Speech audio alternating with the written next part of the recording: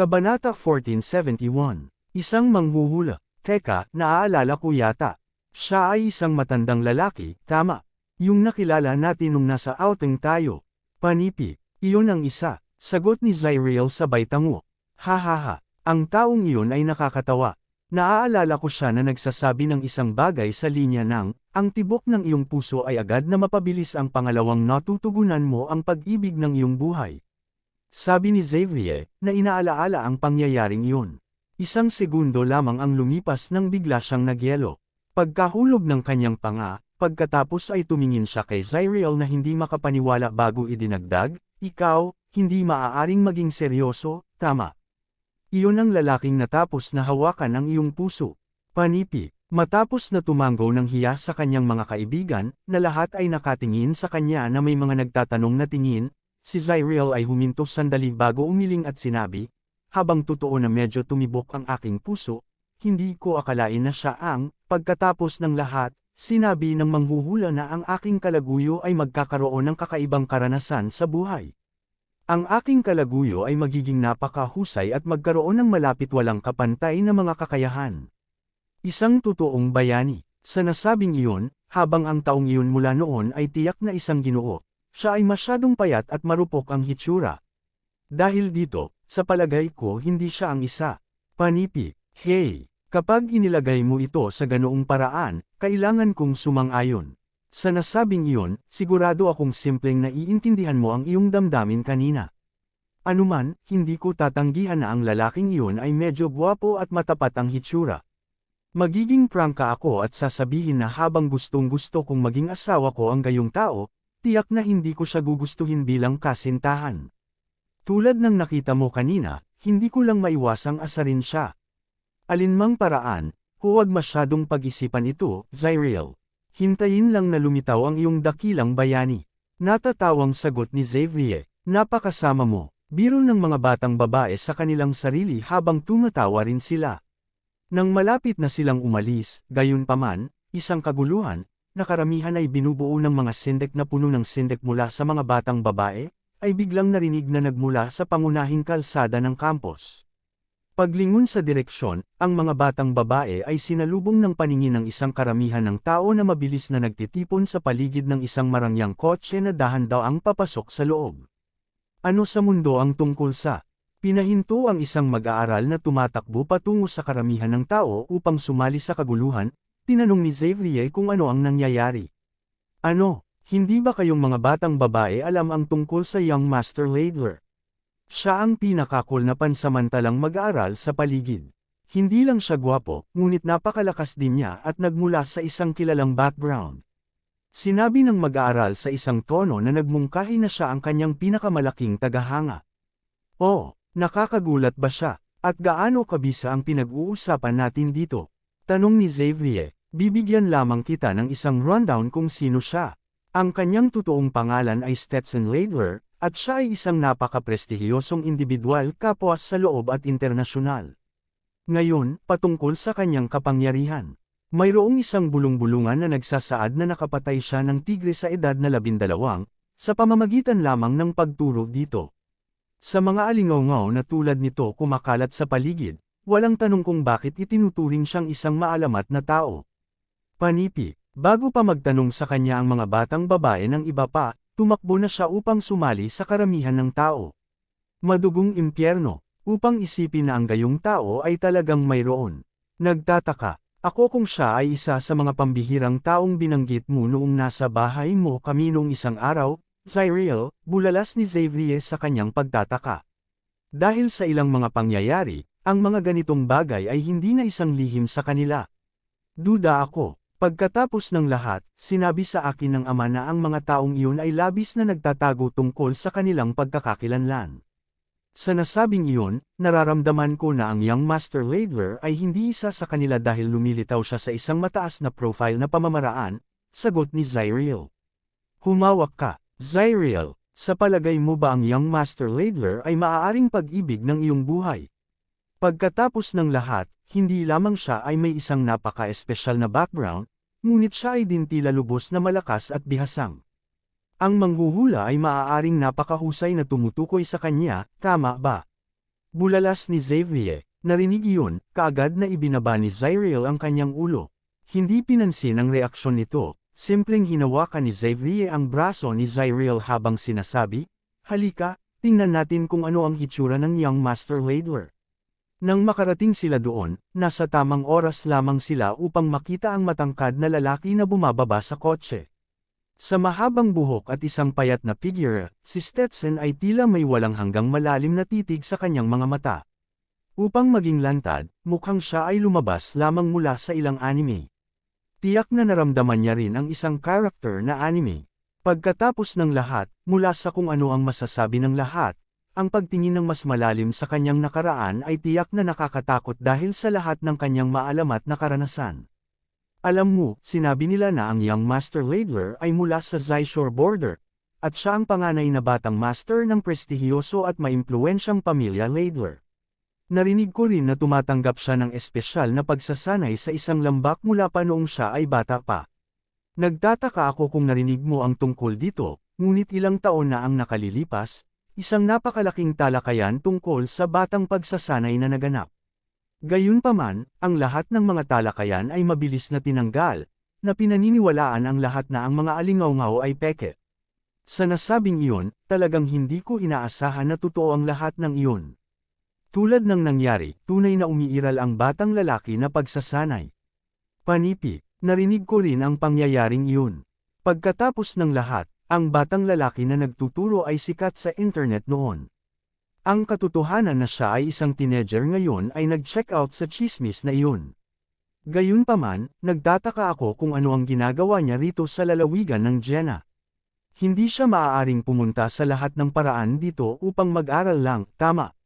Panipi, Kabanata 1472, habang ang mga mula sa loob ng karamihan ng tao ay nagpatuloy na talakayin ang bagay, si Zyriel at ang iba pa ay nakikinig lamang sa kanilang mga pag-uusap habang nakatingin kay Stetson. Sa nakikita nila, si Stetson ay mayroong napakalamig na personalidad. Pagkatapos ng lahat, tila hindi siya nag-abala tungkol sa lahat ng mga tao na tinatrato siya ng lubos na magalang. Sa halip, simpleng lumakad siya na may walang malasakit na ekspresyon sa kanyang mukha. Naturally, ang mga talakayan sa lalong madaling panahon namatay dahil Stetson ay wala na. Habang ang karamihan ng tao ay dahan-daang nagkalat, natagpuan ni Zyriel ang kanyang sarili na iniisip, iyon ay hindi maaaring ang pag-ibig ng aking buhay, tama. Habang totoo na nasiyahan ni Stetson ang lahat ng mga kondisyon na binanggit ng manghuhula, ang kanyang puso ay hindi man lamang tumibok para sa kanya. Sa pagmamasid sa ekspresyon ni Zyriel, napangisi si Xavier habang sinusundot ang braso habang tinatanong. "Well, Miss Zyriel Wodies, ano ang iniisip mo?" Panipi, wala akong iniisip. Nahulaan ko na kung ano ang nasa isip mo, kaya wala kang sasabihin kahit isang bagay. Anuman, kahit na si Stetson ay tila kasalukuyang nababalot ng kadiliman, sigurado akong makikita niya muli ang kanyang ilaw mula nang mahalin siya ni Zyriel. Sino ang nakakaalam, ang kanyang landas sa pagsasanay ay maaari ding umunlad sa hinaharap dahil sa mga pagpapala ng aming Zyriel. Natatawang sabi ni Xavier, "O sige, tama na. Medyo pagod na ako kaya't huwag na tayong magsalita tungkol dito at bumalik na lamang sa dormitoryo upang makapagpahinga na." Panipi, sa pamamagitan nito, bumalik si Zyriel at ang kanyang mga kaibigan sa mga dormitoryo, pakiramdam na medyo nasisiraan ng loob. Samantala, kapwa sina Gerald at Perla mismo ay naglalakad palabas ng campus kasama ang isang medyo may kagalingan at naisip na batang lalaki. Nang masulya pa ni Gerald si Stetson, na kasalukuyang may distansya ng malayo, nakita niyang nagbubulungan siya. "Oh, napaka-interes. Ano ito, Panginoon?" tanong ni Perla. Oh, wala iyon. Alam mo, nakakahiya na mapagtanto na kahit na marami akong nakilala na mga tao noon maging sa pamamagitan ng pagbabahagi ng paaralan o lugar ng trabaho hindi pa napag-isip ng nakaraang isip ko na ang ilan sa kanila ay maaaring magkaroon ng mga supernatural na background. Bulong ni Gerald. Ano ang ibig mong sabihin sa ganyan, guro? Tinanong ni Perla, malinaw na hindi nakikita ang mga bagay mula sa pananaw ni Gerald. Pagturo kay Stetson, sinabi ni Gerald na, kung ano ang sinasabi ko ay kahit natiyak na napalampas ko ito sa nakaraan, masasabi ng kasalukuyang ako na siya rin ay isang tao na nagsasanay na makamit ang espiritual na kaliwanagan. Ano? Upang isipin na ang gayong kabataan ay magiging pagsasanay upang makamit ang espiritual na kaliwanagan. Gulat na bulalas ni Perla. Hindi lang siya ang kakaibang taong nakabangga namin sa campus na ito. Naaalala mo ba ang naisip na babaeng mag-aaral na nagpakita sa iyo ng daan kanina? Tanong ni Gerald. Oo, sagot ni Perla, naalala ang pagkakasalubong niya sa dalaga. Mahalaga, si Perla ay nakabunggo sa kanya habang naglalakad siya sa kahabaan ng koridor ng kagawaran ng economics at pamamahala. Kasunod nito, tinanong niya ang batang babae kung aling palapag ang ikalawang klase ay matatagpuan sa. Nodding, sinabi ni Gerald pagkatapos, ang batang babae na iyon ay isang halimbawa sa aklat ng mga kakaibang tao sa lugar na ito. Siya ay talagang isang kaluluwang kaluluwa na nagmamay-ari ng batang babae. Ang kuneho mismo ay ginagawa ito upang malaman kung paano mabuhay sa gitna namin. Kung tutuusin, ang pagkakaroon ng kanya ay magiging hitsura ng isang ordinaryong tao. Panipi, panoorin habang tinakpan ni Perla ang kanyang bibig sa pagtataka, simpleng tumawa si Gerald bago sinabi, huwag kang mag-alala, dahan-dahan mong madidiscover pa sa hinaharap. Makalipas ang ilang sandali, dumating ang trio sa isang restaurant. Matapos mag-book ng isang pribadong silid, nag-order si Gerald ng maraming mga pagkain para sa kanila. Habang ibinubuhos kay Yul ang isang baso ng fruit juice, sinabi ni Gerald na, hindi mo na talaga kailangan itong kabahan, Yul. Hindi ka namin tinawag na naghahanap ng gulo, alam mo. Panipi, Kabanata 1473, pinahahalagahan ko iyon. Sagot ni Yul habang humihigop sa katas bago nagsimulang kumain. Ito ay maliwanag na siya ay pa rin maging lubos na maingat sa kanyang mga aksyon at salita. Napansin iyon, simpleng ngumiti si Gerald bago sabihin, gayunpaman, hindi ka ba nakatanggap ng $300,000? Bakit ka pa rin nahihirapan sa sarili mo? Sa pamamagitan nito, tinutukoy ko ang katotohanang kumakain ka lamang ng mga steamed buns na may atsara nang makita ka namin ni Perla. Panipi, hindi ako maglakas loob na gamitin ang pera. Kahit na, hindi ko alintana na ibigay sa iyo ang pera, kung iyon ang gusto mo. Sagot ni Yul. Napailing nang umiti siya, simpleng sinabi ni Gerald, hindi kami narito para sa pera mo, Yul. Narito kami upang tanungin ka kung paano mo nakamit ang iyong mga kamay sa Heavenly Horsetail Whisk. Sa itsura nito, parang hindi ikaw ang gumawa ng plano na auction ito ng una. Panipi, nagmumuni-muni sandali, napaangat ang ulo ni Yul bago sinabi, ako, humihingi ako ng paumanhin, ngunit hindi ko masabi sa iyo na, tingnan mo, kung pera ang hinahabol mo, maaari mo lang itong kunin. Pasok lang ako sa isang gawain.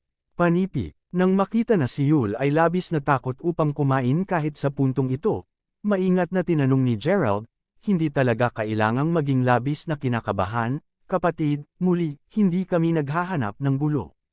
Hayaan mo akong muling salin ang aking katanungan. May sinabi pa ba ang iba pang partido pagkatapos ibigay sa iyo ang palace? Panipi, matapos mag-atubili, sumagot si Yul. Isang batang kaibigan mula sa timog ang darating. Hoy ngayon, ano ang ibig mong sabihin doon? Sinusubukan mo bang baguhin ulit ang paksa? Magalang ka sa aking Panginoon. Kunot noo ni Perla. Oh, isang batang kaibigan mula sa timog, sasabihin mo. Maaari bang magkaroon ng apelyido ni Crawford ang kaibigan niyang iyon? Ang isang Crawford na nakatira sa North Bay. Nakangiting tanong ni Gerald. Nang marinig iyon, agad na nanlaki ang mga mata ni Yul nang sinabi niya, ikaw, alam mo ang tungkol sa mga Crawfords mula sa North Bay, kapatid. Kung gayon, maaari kang maging panipi. Ang pangalan ko ay Gerald Crawford, at oo, taga North Bay ako. Dumiretso sa punto, narito ako ngayon upang maghanap para sa Master Ghost, ang may-ari ng palace. Paliwanag ni Gerald. Agad na pinunasan ang kanyang bibig, pagkatapos ay bulalas ni Yul, kaya ikaw talaga siya. Sinabi sa akin ng aking tagabigay na ang isang tao na tinawag na Gerald Crawford ay tiyak na darating na hinahanap ako sa lalong madaling panahon upang magtanong tungkol sa Heavenly Horsetail Whisk. Ngayong alam ko na ikaw ang totoong deal, sinabi niya rin sa akin na ibigay sa iyo ang isang sulat. Panipi, mula sa nag-iisa na iyon, kitang-kita na naging maingat si Yul sa kanyang piniling ibunyag, hanggang sa maisip niya na si Gerald ang taong hinihintay niya.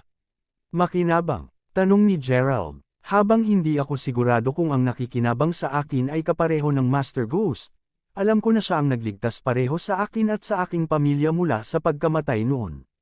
Kasunod nito, ipinagkatiwala niya sa akin ang bagay na ito, at mula sa araw na iyon, matyaga kong hinihintay ang iyong pagdating. Masayang sagot ni Yul habang kinukuha ang isang liham mula sa kanyang bulsa, na tila tinahi ng personal sa kanyang damit bago ibigay kay Gerald. Heto na. Idinagdag ang nasisiyahang batang lalaki habang kinukuha ni Gerald ang sulat mula sa bata. Nasa sulat, ang mga salitang, sa isang bata kong kaibigan, si Gerald Crawford. Kinikilala ang sulat kamay ni Master Ghost, mabilis na natagpuan ni Gerald ang kanyang sarili na pantay sa kagalakan tulad ni Yul. Pagbukas ng liham, agad niyang sinimulang basahin ang mga nilalaman nito. Bilang ito ay naging, Master Ghost tunay na nasa Jenna Province. Ano pa, tila naisip din ng Master Ghost ang susunod na hakbang ng kanyang plano bago pa man ang unang pagkakataon na naiskal ni Gerald ang Langvern Mountain ng mag-isa.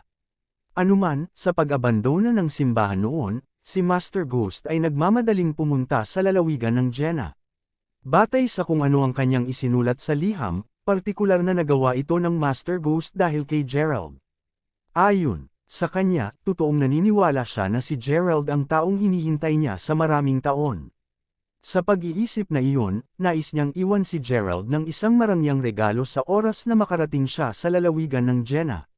Gayunpaman, kahit na nahulaan niya ang kaunti ng kanyang hinaharap, palaging may isang pagkakataon na ang mga bagay na hinulaan niya ay maaaring mabago. Hindi alam kung ano ang iba pang mga panganib na naghihintay sa kanya. Tinitiyak ng Master Ghost na mahaba upang madagdagan ang kanyang tagumpay na maiwasan ang maraming mga paghabol mula sa isang puwersa. Alinmang paraan, ginawa din ni Master Ghost na isang punto upang paulit-ulit na banggitin ang Underground Festival na ang host ng Woodies, na idinagdag na kung nagawang makilahok dito si Gerald, tiyak na makikinabang siya ng malaki. Matapos basahin ang buong sulat, nakita ni Gerald na nagbubulungan siya. Bakit sa palagay ko may ilang mga bagay na tila hindi ko maunawaan mula sa liham ni Master Ghost. Narinig iyon, sinabi ni Zenny, na binabasa din ang liham sa buong oras na ito, na sinabi, wala talagang maitutuloy, Gerald. Matapos basahin ito, lilito na magiging master mo ako sa hinaharap. Sa totoo lang, payagan akong i-rephrase iyon. Magtatapos ka sa pagiging Panginoon ng aking Panginoon. Panipik, Kabanata 1474. Nang marinig ang mga salita ni Zenny, agad na sumagot si Gerald, ano? Magiging master ng Master Ghost ako. Maaari mo bang idtalya ito? Panipik, sa katunayan, maraming beses nang nabanggit ito sa akin ni Master Ghost, ngunit naghihintay siya para sa pinakamahabang oras para sa isang tao na dalhin siya sa ilalim ng kanilang pakpak. Mula sa hitsura ng kung paano umuusad ang mga bagay, tila natutukoy na ikaw ang taong hinihintay niya. Ano pa, pinadalhan ka pa niya ng pagbati at napakahusay na regalo sa iyong pagdating sa lalawigan ng Jenna. May hinala ako na kapag tapos ka na sa kung ano ang mangyayari sa ilalim ng pista sa ilalim ng lupa, tiyak na makakagawa ka ng isang napakalaking hakbang pasulong, Gerald. Hindi, Panginoon, sabi ni Zenny, kalokohan yan. Marami pa ring mga bagay na kailangan kong guluhin ang Master Ghost sa oras na hanapin ko siya. Sa nasabing iyon, bakit niya pa ako pinag-uusapan tungkol sa pagbati sa akin bilang isang master? Sagot ni Gerald, ano pa, habang totoo na nakatagpo ako ng ilang mga himala, nararamdaman kong wala silang pakinabang sa akin. Dagdag ni Gerald, sa gayon, alinmang paraan, dapat mong tapusin muna ang pagbabasa ng liham. Sa palagay ko hindi mo napansin ang 5 elemento na diagram sa likuran nito, sabi ni Zenny. Narinig iyon, saka inikat ni Gerald ang sulat upang mapagtanto na tama siya. Sa gayon, bahagyang. Pagkatapos ng lahat, alam ni Gerald para sa isang katotohanan na hindi ito isang 5 elemento na diagram. Ang kanyang mga talukap ng mata ngayon ay mabilis na kumikislot. Alam ni Gerald para sa isang katotohanan na ang mga pattern na nakaayos sa diagram ay eksaktong kapareho ng 5 mga disk na kasalukuyang naruroon sa larangan ng Elixir of Life sa kanyang katawan. Habang tiyak na nakilala niya ang imahe, si Master Ghost ay hindi nag-iwan ng anumang mga paliwanag tungkol dito sa lahat. Anuman, inisip ni Gerald na ang Master Ghost ay nakatuon sa paghahanap ng mga himala mula nang may palagay niyang ang lakas ni Gerald ay hindi pa napapaunlad ng marami.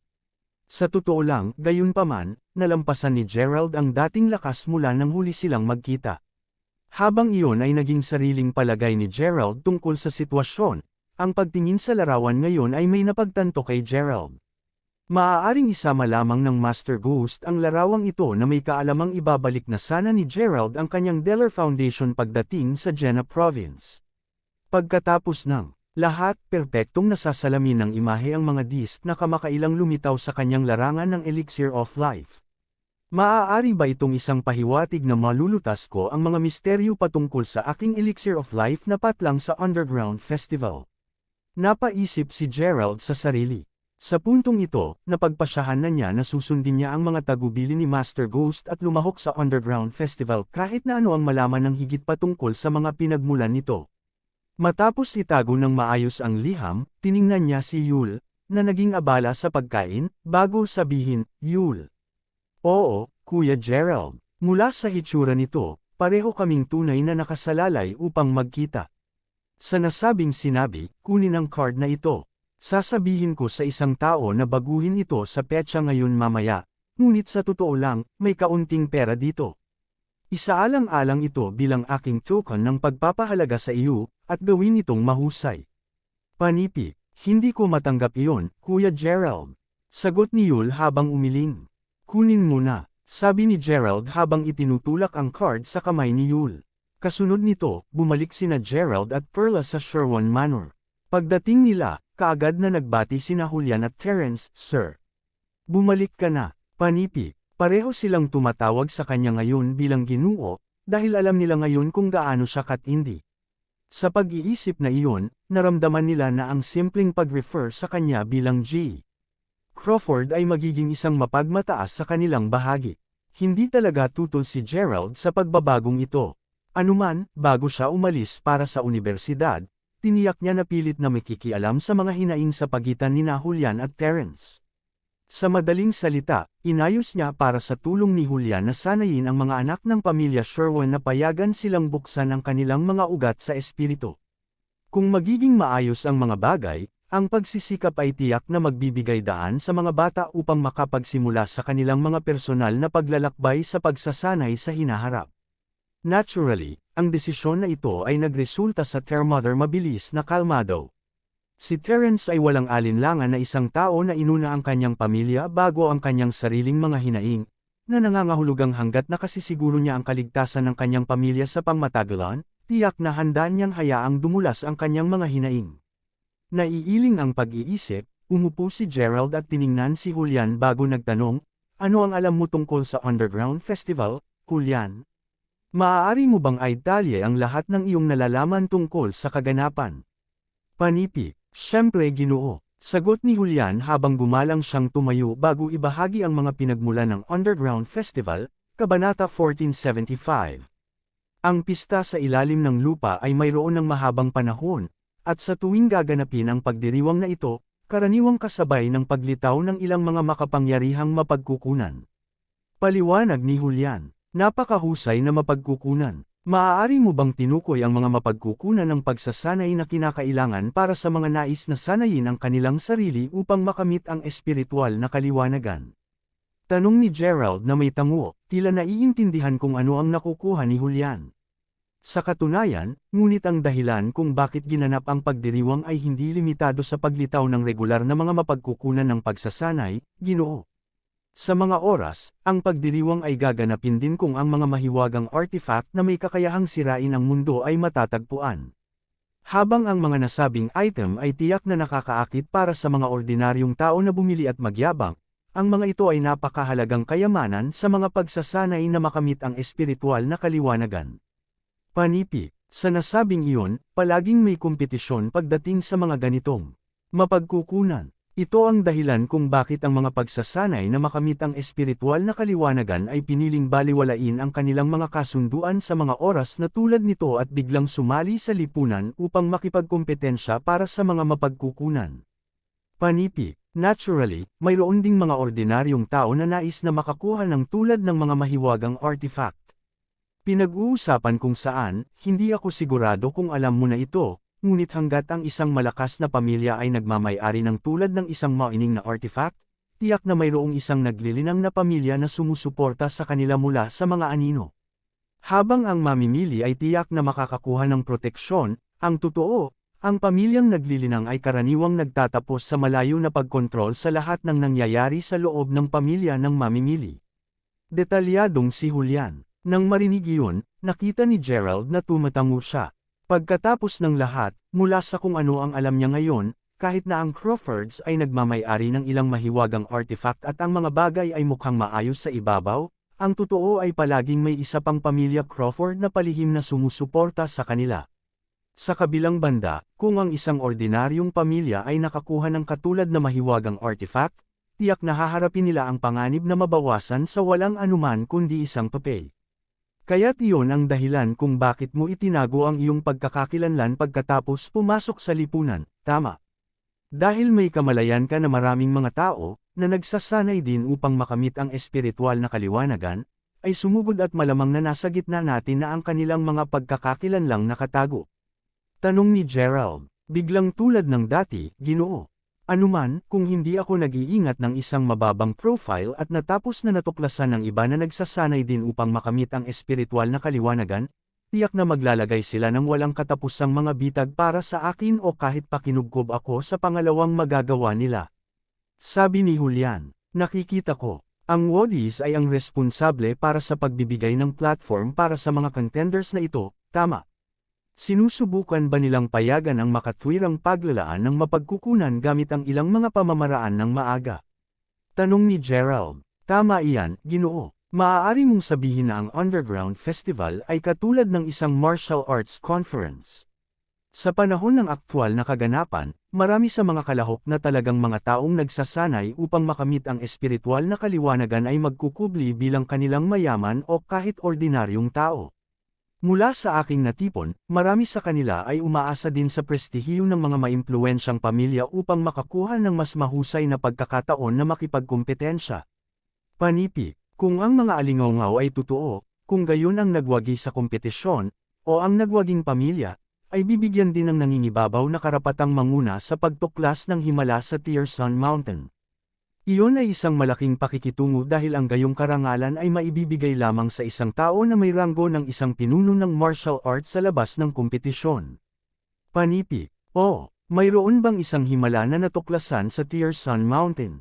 Tanong ni Gerald. Sa katunayan, nakikita ko, sabihin mo sa akin, kahit na ang Wodis ang tagapag-ayos ng kaganapan, sa palagay mo ay magpapadala sila ng isang kalahok ng kanilang sarili para sa kompetisyon. Tanong ni Gerald, ginagawa ko kahit natandaan na ang pagiging tagapag-ayos ay hindi nangangahulugang sila ang nangunguna sa kaganapan. Anuman, upang lihim na mapagmasdan ang sitwasyon sa taong ito, pinili ko na huwag kumapit sa sinuman na pagsasanay upang makamit ang espiritual na kaliwanagan o sumali sa anumang makapangyarihang at maimpluwensyang pamilya, kaya nakipag-ayos ako sa mga dun bago ito. Panipi. Narinig iyon, naramdaman ni Gerald na lubos niyang naiintindihan ang mga sulos ng bagay. Sa pamamagitan nito, nagsimula siyang mag-isip tungkol sa liham ni Master Ghost. Mula sa mahulaan niya ngayon, nais ng Master Ghost na sumali siya sa Underground Festival dahil nais niyang lumahok si Gerald sa kompetisyon. Maaari bang may mga nakatagong bagay na nauugnay sa mga lihim ng aking elixir of life na patlang sa loob ng himala sa Tiersun Mountain? Habang iniisip ito ni Gerald, mas napagtanto niya kung posible iyon. Sa wakas ay naintindihan din ni Gerald kung bakit ang Master Ghost ay nahuhulog sa buong panahong ito. Bilang ito ay naka-out, ang undercurrents ng lalawigan ng Jenna ay lundag na sa kabila ng kung gaano kalmado ito lumitaw sa ibabaw. Kahit na marahil ay may mga hindi mabilang na puwersa sa pagsasanay na lihim na sumingit sa lalawigan ng Jenna at naruroon na, pinahiwatig ng Master Ghost na ang himala ay magiging kapaki-pakinabang sa kanya. Alam ni Gerald na siguradong kailangan niyang makuha ito. Gayunpaman, kahit natiwala si Gerald na siya ay kasalukuyang may sapat na lakas upang maliitin ang marami sa mga umiiral na puwersa, pagkatapos ng kanyang maliit na aralin sa King of Judgment Portal, naiintindihan niya ngayon na kahit gaano kahusay ang akala niya ay mayroon palaging isang mas mahusay kaysa sa kanya doon. Sa pag-iisip na iyon, alam ni Gerald na hindi siya maaaring maging mataas na profile ngayon. Sa kabutihang palad, Ang paliwanag ni Julian ay nagbigay sa kanya ng ilang inspirasyon. Ang kanyang kasalukuyang plano ay mag-sneak in sa pamamagitan ng pagsali sa ilang mga pamilya upang lihim niyang mapagmasdan ang mga taong nagsasanay na makamit ang espiritual na kaliwanagan. Sa anumang swerte, malalaman niya ang tungkol sa kanilang mga sitwasyon. Kasunod nito, inaasahan kong makakaya niya sa kalaunan na magkaroon ng isang plano para sa kanyang sarili. Matapos pag-isipan ito sandali, tinanong ni Gerald, kaya, saan nga ba ginanap ang pagdiriwang sa ilalim ng lupa? Kabanata 1476, sa Hearthstone Manor sa Jena City. Sa puntong ito ng oras, dapat ay maraming mga taong nagsasanay upang makamit ang espiritual na kaliwanagan doon. Sagot ni Julian, nakita ko, kung sakali, pupunta ako roon upang suriin muna ang mga bagay. Sabi ni Gerald sabay tango, pahintulutan akong samahan ka, Ginoo. Sagot ni Julian, hindi na kailangan iyon, masyado kang napakalaking target, at tunay akong naniniwala na madali kang madiskubre ng iba na nagsasanay na makamit ang espiritual na kaliwanagan. Hindi tulad ng sa iyo, may kakayahang gamitin ang aking diskarte sa paghawak ng hininga at papayagan akong lumitaw tulad ng isang ordinaryong tao. Sa nasabing iyon, si Perla ay maaaring sumama sa akin sa halip, sabi ni Gerald bago lumingon upang tumingin kay Terence. Tulad ng sa iyo, G. Sherwin, natatakot akong magkagulo sa iyo sa isang bagay. Ipahayag ang iyong hiling, Ginoo. Sa gayon, nais kong makuha mo ako ng mga tiket sa pagpasok upang lumahok sa Underground Festival. Hindi talaga iyon magiging problema, Ginoo. Sagot ni Terence. Sa puntong ito ng oras, lubos na hinahangaan nina Terence at Julian ang kanilang sarili kay Gerald. Kung sabagay, pareho nilang naramdaman na ang kanilang futures ay tiyak na magiging maliwanag basta sundin nila ang lalaking ito. Marahil ay hindi ito isang kahabaan upang sabihin na tiyak na maaabot nila ang mga imposibleng taas sa pamamagitan lamang ng pagiging sa ilalim niya, at si Julian, sa partikular, ay lubos na naniwala rito. Anuman, matapos ipagkatiwala at italaga ang lahat ng kinakailangan, sina Gerald at Perla ay aalis na lamang upang tingnan ang sitwasyon sa Hearthstone Manor nang. Biglang nakatanggap ng mensahe si Perla sa kanyang telepono. Nakangiting binasa niya ito, mabilis niyang sinabi, Guro, nagpadala lang sa akin si Yul ng isang mensahe sa WhatsApp na nagsasaad na kailangan niya ang aking tulong sa isang bagay. Naghihintay yata siya sa pasukan ngayon. Panipi, kung ganoon, bakit hindi natin siya salubungin ngayon? Sagot ni Gerald na sa totoo lang may magandang impresyon kay Yul. Hindi talaga niya may kakaila na paalalahanan siya ni Yul ng dati niyang pagkatao. Sa pag-iisip tungkol dito, hindi mapigilan ni Gerald na tumawa ng walang pag-asa sa kanyang isipan. Pagkatapos ng lahat, may kasabihan na habang ang dalawang pantay na magagaling na tao ay maaaring magwakas na maging magkaibigan, ang dalawang pantay na miserable na tao ay tiyak na magkakasama. Ito ay sapagkat matapos ang mahabang paghihirap, ang pagpupulong sa isang tao na naintindihan ang kanilang kalungkutan ay tiyak na magpapaligaya sa parehong partido na malaman na sa wakas ay natagpuan nila ang isang taong handang maglakad sa parehong paglalakbay kasama nila. Malamang iyon ang dahilan kung bakit ang mga ganoong kaibigan ay nagtapos sa pagiging malapit sa bawat isa. Anuman, pagdating sa pintuan, nakita nila si Yul na palakad pabalik-balik dala ang kanyang cellphone. Kahit na siya ay mayaman na ngayon pagkatapos matanggap ang pera mula kay Gerald, pinili pa rin niyang mapanatili ang isang payak at simpleng hitsura. Anuman ang kaso, ang pangalawang nakita niya sina Gerald at Perla, agad siyang tumakbo papunta sa kanila bago sinabi, Kapatid Gerald. Perla, Panipi, sinabi mo na kailangan mo ng tulong ko, di ba? Ano ang problema, Yul? Tanong ni Perla, tungkol ito sa puntod ng aking lolo. Itinayo ito sa ZG Mountain, kita mo, ngunit sinabi lamang ng isang developer na ang Hearthstone Manor ay nagsasagawa ng isang kaganapan doon. Dahil dito, pinaplano nila ang pagbaba ng kanyang libingan. Habang nakiusap ako sa kanila na iwanang mag-isa ang kanyang libingan, napunta lang ako sa bagbog at hinahabol. Sa pag-iisip na iyon, umaasa ako na maaari kang magkaroon ng isang salita sa mga taong iyon upang bigyan nila ako ng ilang araw upang ilipat muna ang libingan ng aking lolo, Perla. Paliwanag ni Yul, ang kanyang mga mata ngayon ay namula at naluluha. Panipi tuldok. Iyon, ungol ni Perla, pakiramdam na inilagay lamang siya sa isang napakahirap na lugar. Pagkatapos ng lahat, Ang Sherwins ay hindi na kung paano sila dati, at wala talaga silang masabi pagdating sa mga bagay tungkol sa Hearthstone Manor ng medyo matagal na ngayon. Nakikita kung gaano ang pagkabalisa ni Yul at kung gaano niya nadarama ang nagagambalang damdamin ni Perla, ngumiti lamang si Gerald bago sinabi, hindi na kailangang maging balisa. Sa ngayon, magtungo muna tayo sa Hearthstone Manor. Mag-iisip kami ng solusyon kapag nandyan na kami. Panipi, Kabanata 1477. Narinig iyon, pagkatapos ay sumang-ayon ang trio na magtungo muna kay Hearthstone Manor. Dumating si Yul para hanapin si Perla dahil ang Sherwins ay una nang naging isang prestihiyoso at maimpluwensyang pamilya sa Jena City. Gayunpaman, dahil sa mga scheme ng pamilya doon, ang pagbagsak ng pamilya Sherwin ay dumating ilang sandali pagkatapos. Sa pag-iisip na iyon, kahit na si Perla ay una nang nagmaneho ng isang marangyang kotse na nagkakahalaga ng hindi bababa sa $750,000, ngayon lamang siya nagmaneho ng isang ordinaryong BMW 7 Series. Siyempre, hindi talaga iyon inisip ni Gerald. Papunta na sila doon, sinimulang sabihin ni Perla kay Gerald ang tungkol sa Hearthstone Manor. Bilang ito ay naging out, ang manor ay may kasaysayan ng higit sa 1,000 taon, at ang pinakamaagang paglalarawan nito ay nakasaad na ang manor ay unang itinatag ng isang prinsipe. At maharlika mula sa sinaunang panahon. Nang maglaon, ang manor ay kalaunan nakakontrata ng mga Wodis na kumilos bilang developer ng manor. Kasunod nito, nagsimula silang magsagawa ng maraming malalaking proyekto sa turismo doon. Bukod doon, ginamit din ang manor bilang venue ng underground festival. Anuman, dahil ang Hearthstone Manor ay isasara sa loob lamang ng isang araw, maraming mga tao ang nagsisiksik sa lugar sa oras na makarating ang trio doon. Sa paglaon, nagawang iparada ni Perla ang kotse sa masikip na paradahan. Nang malapit nang magtungo ang trio, lahat silang tatlo ay biglang narinig ang isang pambabae na tinig na nagtatawanan, "Sino ang nagpahintulot sa iyo na iparada dito?" Panipi, paglingon ko, nakita ni Gerald na ang isang high-end na Mercedes-Benz ay huminto sa harap mismo ng kotse ni Perla, at maraming kalalakihan at kababaihan ang lumabas mula dito.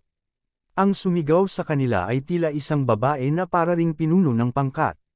Bago pa niya tuluyang mabiro ang trio, gayunpaman, ang parehong Perla at ang babae ay biglang nagyayelo sa pagtataka. Pagkatapos ng isang maikling sandali, pareho silang tumawag sa mga pangalan ng bawat isa sa malapit na magkasabay. Perla, Jenny. Ang pangalawa matapos niyang sabihin iyon, agad na namula sa hiya ang mukha ni Perla habang nakatingin sa babae na mukhang mas matanda lamang sa kanya ng ilang taon. Sa kabaligtaran, may isang nakamumulang pagtingin sa mukha ni Jenny habang siya ay nakakurso habang tinatawanan, "Kaya ikaw, Perla, hindi ka ba masyadong malaya upang magsaya dito sa Hearthstone Manor? Wala ka bang trabahong dadaluhan o kung ano?" Panipi, "Sino siya, Jenny?" Tinanong ng isa sa mga binata mula sa grupo ni Jenny. Ang kailangan lang ay isang sulya para makita ni Gerald na lahat sila ay may suot na damit na angkop sa mga nakaistilong maharlika. Malinaw din na lahat sila ay may paghamak sa kanilang mga mata. "Maaari mong tawagan siyang pinsan ko, hulaan ko. Ang kanyang ina ay ampon ng aking lola, kita mo, at sa huli ay napangasawa niya sa pamilya Sherwin. Nagtitiwala ako na narinig na ninyong lahat ang tungkol sa kung ano ang nangyari sa mga Sherwins, tama?" Sa pag-iisip na iyon, hindi ko talaga inaasahan na may puso pa siyang maglalaro sa Hearthstone Manor. Isang lugar kung saan ang mayayaman lang ang kayang puntahan. Sagot ni Jenny. Talagang hindi lihim na ang mga kapatid na babae ng pinsan ay nasisiyahan sa paghahambing ng kanilang sarili sa bawat isa. Si Jenny, para sa isa, ay laging naiinggit kay Perla. Kung tutuusin, hindi man niya mailapit ang paghahambing sa kanya sa nakaraan. Ngayon ang trahedyang iyon ay sinapit ang Sherwins, gayunpaman, sa wakas ay nagkaroon siya ng pagkakataon na bagyain si Perla sa nilalaman ng kanyang puso. "Ikaw," ungol ng galit na si Perla. Gayunpaman, alam niya na wala nang ibang masasabi talaga siya. Isang malaswang ngiti sa kanyang mukha, simpleng umiling si Gerald bago sabihin, "Tayo na lang, Perla." Nodding bilang sagot, aalis pa lang si Perla kasama ang dalawa pa nang biglang sumigaw si Jenny, "Tumigil ka dyan." "Ano ito ngayon, Jenny?" tinanong ni Perla. "Ano ang ibig mong sabihin? Ano ito ngayon? Ilayo ang iyong D***man car. Gaano kakatapang na may park ang iyong murang kotse sa mamahaling parking lot na ito? Ganting sagot ni Jenny, pakiramdam ng sobrang pagkadismaya. Alam ko, di ba? Upang isipin na dinala niya ang nakakalungkot na taga-tapas. Siya sa isa pang batang babae na nakatayo sa tabi ni Jenny. Ang pangalawa ay narinig nila ang mga salitang, kalunos-lunos na taga-tapas, Gerald at Yul na agad na bumalik sa pagtingin sa dalaga. Ha! Nakalulungkot na taga-payat. Sino ang ibig mong sabihin, Poppy? Tanong ni Jenny. Yung tipong, syempre, siya ay mula sa aming unibersidad at siya ay mahirap tulad ng isang daga ng simbahan. Idineklara ni Poppy habang nakaturo kay Yul. Narinig iyon, agad na namula si Yul at ibinaba ang kanyang ulo. Inaasar mo talaga ako, alam mo yun, Perla. Paano mo nagawa na mapunta sa isang nakalulungkot na estado? Upang isipin na talagang magdadala ka ng 2 poppers kasama upang magsaya sa isang mataas na lugar. Hindi mo lang dinala ang mga ito sa isang amusement park o kung ano. Impyerno, maaari kang gumastos ng kaunti pang pera upang dalhin sila sa Disneyland upang tumingin sa paligid. Sa nasabing iyon, walang ganap na dahilan para dalhin mo ang pareho sa kanila. Ibig kong sabihin, tingnan mo lang kung ano ang suot ng pareho. Panipi. Kabanata 1478. Kasunod nito, nagtakip ng bibig si Jenny at ang iba pa habang tumatawa. Habang hindi pa niya nakumpirma kung si Gerald ay tunay na isang kalunos-lunos na taga-tapas, ipinapalagay niya na iyon ang kaso dahil hindi talaga siya nagmukhang isang tao na nagmula sa isang magandang background. Sa pag-iisip na iyon, paimpol niyang pinatakbo ang kanyang bibig nang walang pakialam sa mundo. Jenny, maaari mo akong lapastangan lahat ng gusto mo, ngunit bawal mong insultoy ng aking Panginoon. Ganti ng galit na si Perla. Ano, siya ang master mo, sigaw ni Jenny habang siya at ang kanyang grupo ng mga kaibigan ay umuungal ng tawa. Speaking of masters, narinig ko mula sa aking ina na ang iyong lolo ay tila wala ng pakialam sa kanyang negosyo. Nabanggit niya ang isang bagay tungkol sa pagdadala sa iyo sa paligid upang maghanap para sa isang sikat na master na magturo sa iyo ng martial arts o kung ano. Maaaring ito talaga, ang taong iyon ang sikat na master na nakuha para sa iyo ng iyong lolo. Dagdag ni Jenny na nagtatakip pa rin ang bibig mula sa sobrang pagtawa. Segundo pagkatapos niyang sabihin iyon, isang matapang at matipunong lalaki, na nakasuot ng isang pares ng salaming pang-araw, ay biglang lumakad mula sa likuran ni Jenny bago sabihin, "Oh! Ang kapatid na ito narito ang isang master." Sa pagiging payat niya, sigurado akong dapat siya ay napakahusay. Panipi, malinaw na sa fitness, ang tao pagkatapos ay nagdagdag, humihingi ako ng paumanhin para sa hindi pagpansin ng isang kapantay kanina. Pinag-uusapan kung saan, ako ang pangkalahatang tagapamahala ng Styreberg Entertainment Club, at naging kampyon din ako ng fighting champion ng Jena Province sa loob ng 3 magkakasunod na taon. Hahaha. Hindi alintana, bakit hindi tayo makipagkamay dahil kapwa tayo magkaiba? Panipi, matapos sabihin iyon, agad na itinuwid ng lalaki ang kanyang leeg, lumilikha ng pananakot na mga tunog ng pag-crack. Nagulat doon, sinubukan kaagad ni Yul na payuhan si Gerald na magmadali at umalis.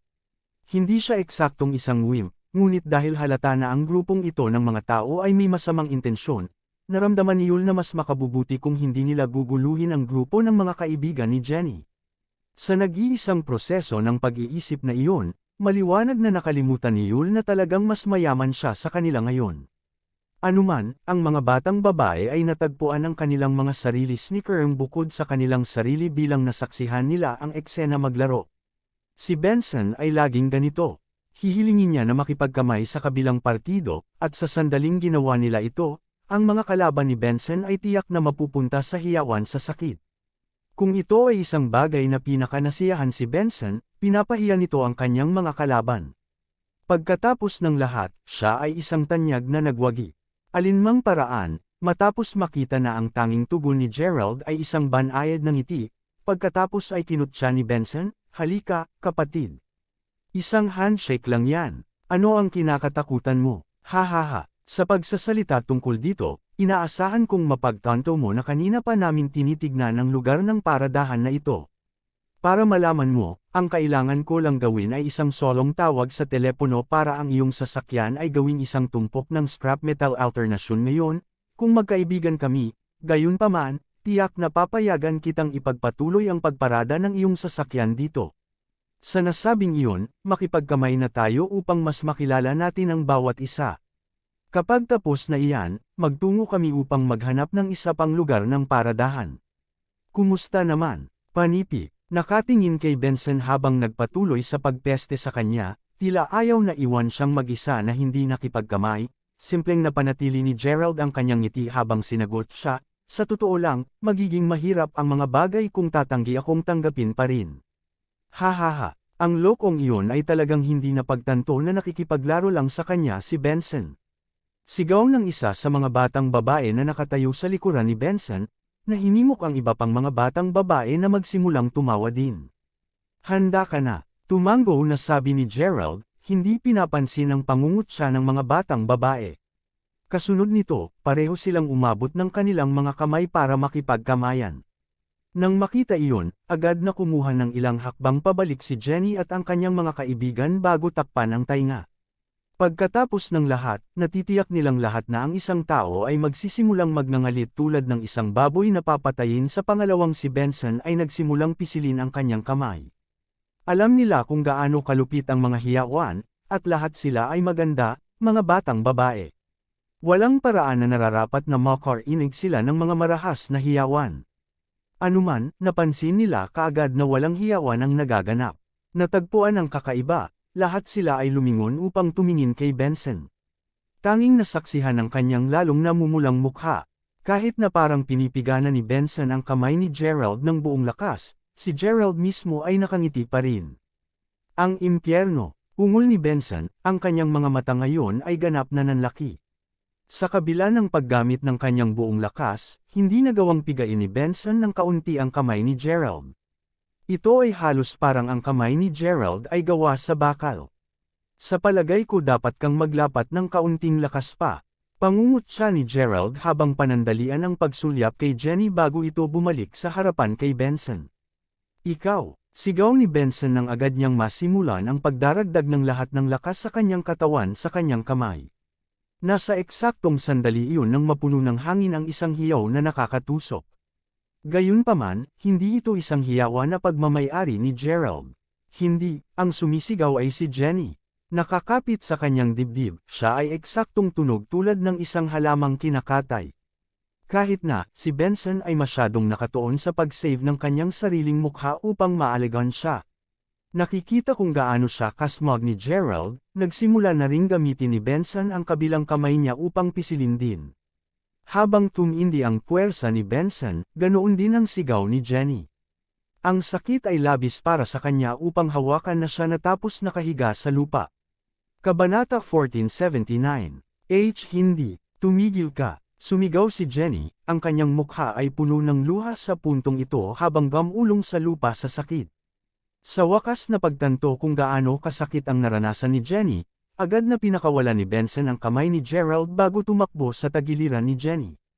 Anong mali? Tanong ni Benson habang nakatingin sa mapupulang mukha na si Jenny na hindi man lang masubukan itago ang sobrang sakit na nararamdaman niya ngayon. Masakit. Ang sakit na nag-iisa. Ang nagpaparamdam sa akin na parang namamatay. Sigaw ni Jenny. Nang makita na hindi na nila pinipigilan ang kanyang pag-alis, pasimpleng umiling si Gerald na may isang nakangiting ngiti sa mukha bago umalis kasama sina Perla at Yul. Samantala, natagpuan ni Poppy ang sarili na nagtanong, paano ito nangyari? Bakit ka masasaktan ng walang kadahilanan? Talunin mo ako. Sa totoo lang, wala ba sa inyo ang napansin na nagsasaktan lang ang dibdib ni Jenny nang magsimula ng maglakas ng lakas si Benson? Panipi, parang nakakatakot yun. Speaking of which, humawak ka. Nasaan man sila? Tanong ni Benson, na nabasa na ng malamig na pawis, habang siya ay bumangon sa galit. Sa palagay ko nakatakas sila dahil nag-aalala sila na ipagpapatuloy namin ang paggawa ng mga bagay na mas mahirap para sa kanila. Sabi ni Poppy, ano, talagang hinihiling nila ito sa oras na ito. Hulaan ko kukuha lamang ako ng isang tao upang basagin ang kanilang kotse ngayon upang malaman nila kung gaano ako kahusay. Ungol ni Benson habang panangisda ang kanyang cellphone at agad na naghahanda para tumawag. Gayunpaman, ang pangalawa ay pipindutin niya ang pindutan ng tawag, bigla siyang sumigaw sa sakit. Ang lahat ay nakatingin lamang sa kanya ng malapitan habang ang kanyang cellphone ay nahulog mula sa kanyang kakatwang naninigas na kamay bago bumagsak sa lupa. Si Benson mismo ay hindi makagalaw ng 1 pulgada ng kanyang kamay, at makalipas ang halos 1 segundo o 2, biglang nagsimulang makaramdam ng matinding sakit ang kanyang nakataas pa ring kamay. Nararamdaman na ito ay napupunit, at si Benson ay nasa labis na sakit na agad na nagsimula siyang gamulong sa lupa, kumapit sa kanyang kamay habang sumisigaw, masakit. Sobrang sakit ng braso ko. Panipi. Samantala, si Gerald at ang iba pa ay pumasok na sa manor habang ang underground parking ay nahulog sa gulo. Ayos lang ba si Jenny, Master? Ang sakit ba niya dahil sa iyo? Tanong ni Perla. Magiging maayos siya, at oo, ginawa ko iyon. Gumamit ako ng kasanayang kilala bilang pamamaraan ng pagpapalit. Paliwanag ni Gerald. Ano ang ginagawa niyan, Panginoon? Mahalaga, nagre-redirect ito ng mga inflection ng pinsala. Halimbawa, inilipat ko ang lahat ng lakas na ginamit sa akin ng masungit na lalaki kanina kay Jenny. Panipi, narinig iyon, hindi mapigilan ni Perla na tumawa nang maalala niya ang eksena mula kanina. Anuman, ginawa ko lang iyon upang parusahan sila sa kanilang mga krimen. Inaasahan ko na, pipigilan nito ang kanilang pagsubok na gumawa ng mas malaking krimen sa hinaharap. Tiyak na hindi ito nakatulong sa kanilang kaso kapag ginawa nila ang lahat ng mga nakakainsultong pahayag na iyon. Paliwanag ni Gerald, umiling-iling na may isang mapulang ngiti sa kanyang mukha. Paglingon pa lang niya ng mata upang tumingin sa karamihan ng tao sa loob, bigla niyang narinig ang tinig ng isang babae na nagsasabing, "Ha? Ikaw si Gerald, tama. Zyriel, tingnan mo, ang lalaking yun na naman." Panipi, narinig iyon, nakita agad ni Gerald ang kanyang sarili na iniisip, "To think I would really run into these girls again. How frustrating." Si Zyriel mismo ay biglang naramdaman ng palpitating muli ng kanyang puso sa pangalawang nakita niya si Gerald. Hindi ito maaaring, tama. Ngunit kung ang unang pagkakataon ay isang pagkakataon lamang, kung gayon bakit ang puso niya ay mabilis pa ring tumibok sa oras na ito? Bakit sa mundo napakabilis ang pagbomba ng kanyang puso dahil lamang sa ordinaryong taong ito? Kung mas pinag-iisipan ito ni Zyriel, mas nakakulo at nahihiya siyang nakuha. Alinmang paraan, tulad ng pag-iisip niya kung dapat ba siyang batiin, biglang marinig ang mga hiyawan mula sa loob ng madla. Narinig iyon, ang mga mula sa loob ng karamihan ng tao, kasama si Gerald, ay natagpuan ang kanilang mga sarili sa direksyon kung saan nagmula ang tunog. Kabanata 1480, ang mga hiyawan ay hindi ganoon kalayo, at habang ito ay sobrang nakaimpake sa lugar na iyon ilang segundo lamang ang nakakalipas, lahat ay nakabuo na ng isang landas sa gitna. Siyempre, ang taong kinamumuhian nilang lahat ay walang iba kundi si Stetson, ang binata na napansin ni Gerald noong siya ay nasa unibersidad noon.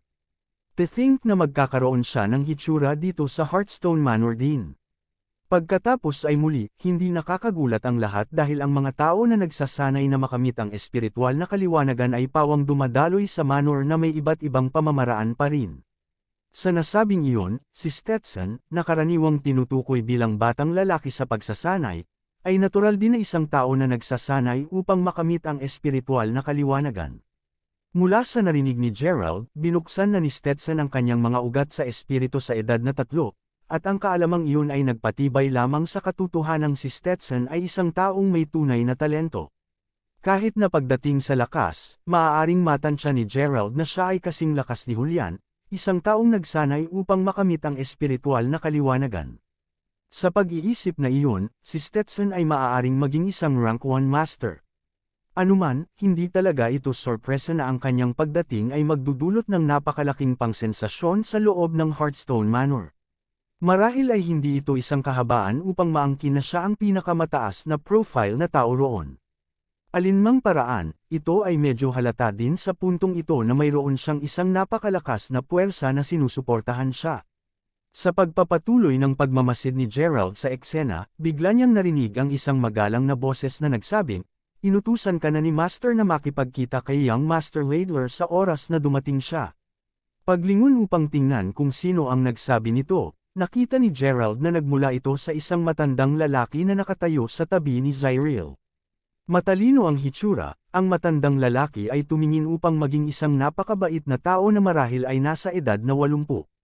Bukod sa maliit na taling sa kanyang mukha, ang pinakakilalang tampok niya ay ang balbas na nahulog hanggang sa dibdib. Habang napansin ng matanda si Gerald at sinulyapan siya, si Zyril ay tumango lamang at, matapos mag-isip ng sandali bago tuluyang tanggalin ang ideya ng pagbati kay Gerald, sumagot, "Naiintindihan ko, G. Babel." May mga dahilan si Zyril sa hindi niya pagpiling batiin si Gerald. Kahit na bilang isang bata, si Zyril ay namuhay ng isang marangal na buhay bilang pinakamatanda na binibini ng pamilyang Wodis. Ito man ay kapangyarihan o lakas sa pananalapi, taglay ito ng makapangyarihang Wodis, na nangangahulugang palagi siyang nabubuhay sa isang hindi malilimutang buhay, kahit papaano sa mga karaniwang tao. Bukod sa buwan at mga bituin, talagang wala nang iba pa na hindi nakayanang makuha ni Zyril. Sa kabila ng pagkakaroon ng lahat ng kapangyarihan sa mundo, si Zyril ay hindi ang pinakamasayang batang babae sa planeta ng isang longshot. Pagkatapos ng lahat, dahil sa ilang mga patakaran sa kanyang pamilya, nawala sa kanya ang pagkakataong pumili ng sarili niyang kasuyo. Kahit na, si Zyril ay nag-aatubili na sundin ang panuntunang iyon. Kung sa bagay, hindi pa siya nakakaranas ng pagmamahal dati. Sa pag-iisip na iyon, naramdaman niya ang pangangailangan na maranasan kung ano ang pakiramdam ng pag-ibig, kaya't tinanong niya ang tagahula na nakilala niya sa isang ilog na sabihin sa kanya ang kanyang kapalaran sa pag-ibig. Bilang tugon, sinabi sa kanya ng manghuhula na ang kanyang paibig ay lalabas sa lalong madaling panahon. Nang marinig iyon, inalagaan ni Zyril ang kaisipan at agad na nagsimulang ilaan ang lahat ng kanyang lakas upang hanapin ang taong mahuhulog niya sa huli. Habang totoo na si Gerald ay naging sanhi ng pagpalpitate ng kanyang puso sa tuwing nakikita siya, halata na hindi siya ang hinahanap niya. Pagkatapos ng lahat, ang kanyang mabubuting kaibigan ay sinamahan at akitin siya sa buong araw na pumunta sa Stetson sa halip. Maya-maya, sumuko siya, at ngayon ay kumbinsido na si Zyril na ang taong mahal niya ay talagang Young Master Ladler. Sa anumang kapalaran, inaasahan niyang ang kanyang damdamin para sa kanya ay mabagal mamukadkad pagkatapos makipag-ugnay sa bawat isa. Sa nasabing iyon, pinili din niyang huwag batiin si Gerald dahil naramdaman niya na pareho silang mula sa dalawang ganap na magkakaibang mundo. Anuman, pagkatapos tumango kay G. Babel, pagkatapos ay tumungo si Zyril patungo sa Young Master Ladler na patuloy pa rin sa pamamasyal ng karamihan. Nang makita iyon, ginawa ni Xavier ang isang pangungutya na mukha kay Gerald bago sabihin, "Kita mo ba, Gerald? Wala ka na talagang pagkakataon kaya sumuko ka na lang." Panipi, pinapanood habang hinabol ni Xavier si Zyril, simpleng napakamot sa likod ng ulo si Gerald, nagtataka kung ano ang nangyayari sa batang babae na iyon. Anuman ang kaso, hindi ito mahalaga sa kanya. Pagkatapos ng lahat, ang kanyang focus dito ngayon ay upang tingnan ang lahat ng mga tao, na nagsasanay na makamit ang espiritual na kaliwanagan, na natipon dito ngayon, at kung sino ang mas mahusay na magsimula kaysa kay Stetson. Sa nakikita niya, sa kabila ng pagiging napapaligiran ng isang malaking karamihan ng tao, lumitaw si Stetson na sobrang lamig at mayabang. Tuwing titingnan niya ang sinuman, sinisigurado niyang mamilipit din ang kanyang mga mata. Ito ay halos tulad ng kung tinitingnan niya ang lahat bilang mga simpleng langgam. Mga langgam na hindi karapat-dapat na maging sa pagkakaroon ng isang tao na kasing pambihirang katulad niya. Hindi niya maintindihan kung paano ang mga taong ito, na napakaliit at hindi gaanong mahalaga ay maaaring magkaroon ng dignidad upang magpatuloy na mabuhay sa mundong ito sa kabila ng pagiging walang halaga. Kung tutuusin, ang mundong ito ay dapat lamang mapabilang sa mga malalakas na taong tulad niya, di ba? Ito ang mga saloobin na hilig ni Stetson na makulat nang makita niya ang mga taong katulad nito. Ang kanyang tren ng pag-iisip ay naputol nang ang isang tagapaglingkod, na sumunod kay Stetson sa tabi niya, ay bamulong, si Miss Zyril Wodis ay narito, Young Master Ladler. Nang marinig iyon, dahan daw ang iminulat ni Stetson ang kanyang mga mata, at nang gawin niya ito, napagtanto niya na si Zyril ay mukhang kasing ganda ng isang diwata. Habang ang kanyang mga mata ay lumiwanag ng bahagya, natagpuan ni Zyril ang kanyang sarili na medyo namula habang sinabi niya, "Narinig ko ang maraming magagaling na bagay tungkol sa iyo, Young Master Ladler. Ang pangalan ko ay Zyril." Panipi, mismong si Zyril ang may hitsura ng paghanga sa kanyang mga mata habang nakatingin sa hindi kapanipaniwala at masiglang binata na nakatayo sa harapan niya. Habang inaabot ang kanyang kamay upang kamayan ang kanyang kamay, si Stetson ay bahagyang nag-atubili nang umabot din siya upang makipagkamay sa kanya. Habang ginagawa nila ito, medyo naguluhan si Zyril. Kahit na pagkatapos makipag-ugnay sa balat, ang kanyang puso ay hindi kumakabog ng kahit kaunti. Bakit iyon?